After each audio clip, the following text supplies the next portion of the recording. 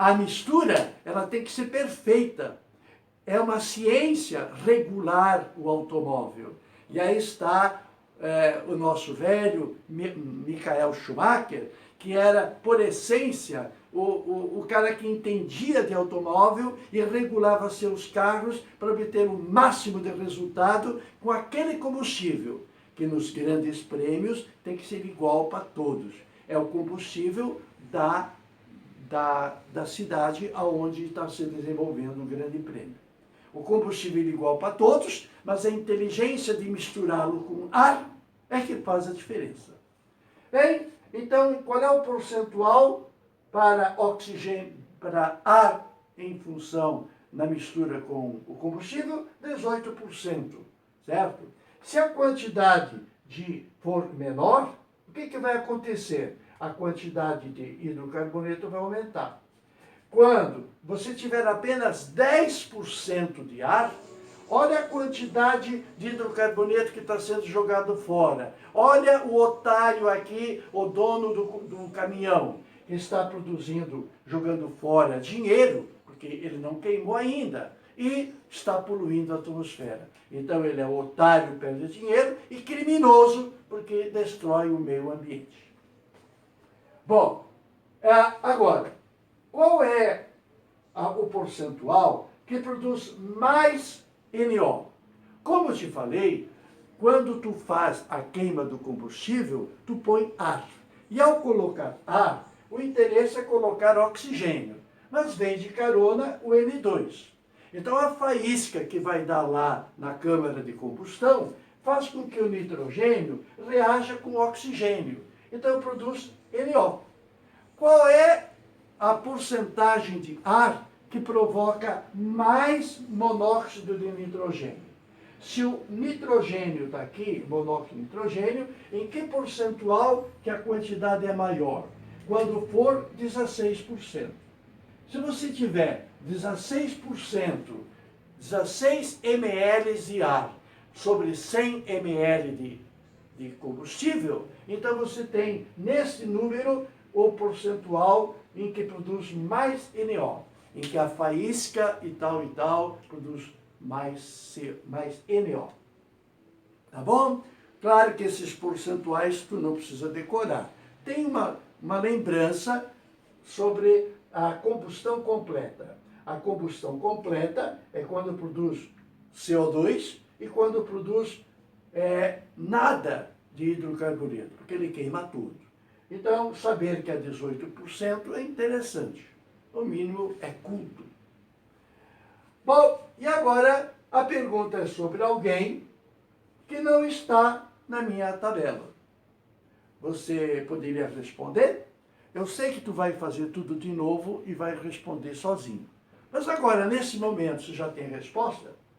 Qual é a proporção de ar combustível que tenha mais gás carbônico na mistura?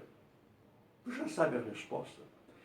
Vai produzir mais gás carbônico quando todo hidrocarboneto virar gás carbônico.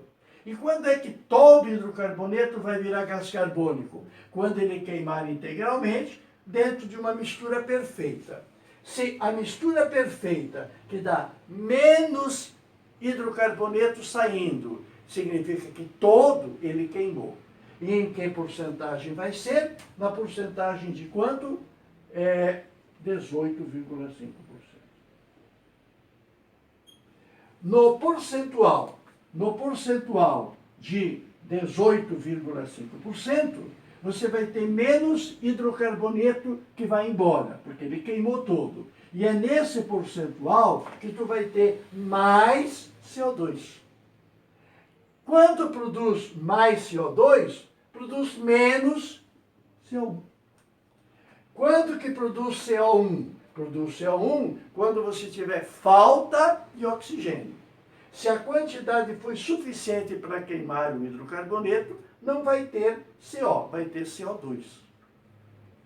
Esses dados todos são tirados de provas do Enem. Estou te preparando para a próxima vez. Esse assunto volta, pelo amor de Deus. Como disse lá no comecinho, a humanidade ela é presa, ela é refém dos combustíveis. Por isso que existem as guerras. No fundo, invadir Iraque e tal, é porque lá tem petróleo, gente. Nós sabemos disso. E por isso que o Brasil é o país mais viável da Terra, porque a quantidade de petróleo que tem, e agora com a descoberta do petróleo que tem debaixo daquela camada de sal, lá embaixo, é o pré-sal, vindo de baixo para cima, é antes da camada de sal, tem petróleo também. Lá onde ficaram os animais, dinossauros e tal, as árvores, que se transformaram dando petróleo. Voltaremos a esse assunto em orgânica.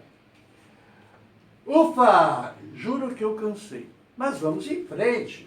Vamos à redação. Que redação?